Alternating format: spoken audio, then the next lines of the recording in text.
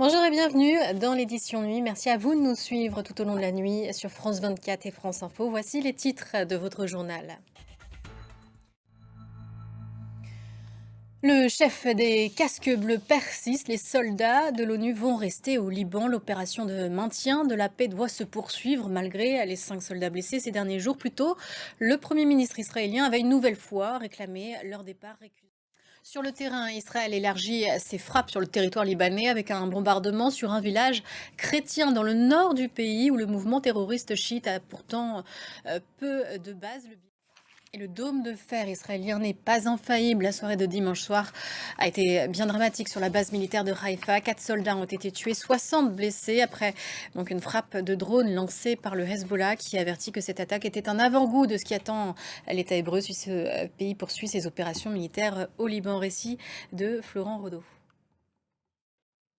Dans le reste de l'actualité internationale, le torchon brûle encore un peu plus entre l'Inde et le Canada avec ce lundi l'expulsion d'ambassadeurs et de diplomates de chacun des deux pays. Escalade majeure.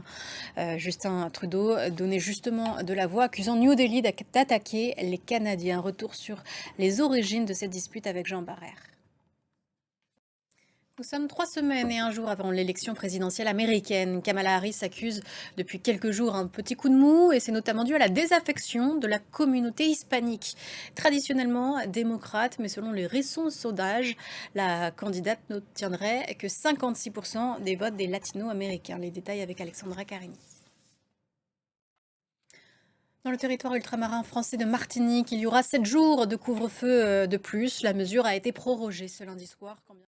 Économie à présent, le Doliprane, médicament le plus consommé en France, vendu aux Américains. Tout un symbole, un Sanofi, l'entreprise propriétaire de cet antidouleur, veut le vendre à un fonds américain. Face à ça, Emmanuel Macron est bien embêté. Lui qui avait promis le retour de la souveraineté du secteur pharmaceutique pendant le Covid, veut aujourd'hui se battre pour que la production du Doliprane reste sur le sol français. Explication. Et enfin, pour terminer ce journal, sa sortie en boîte avait fait grand bruit ce week-end. Kylian Mbappé, son nom est cité dans la presse suédoise.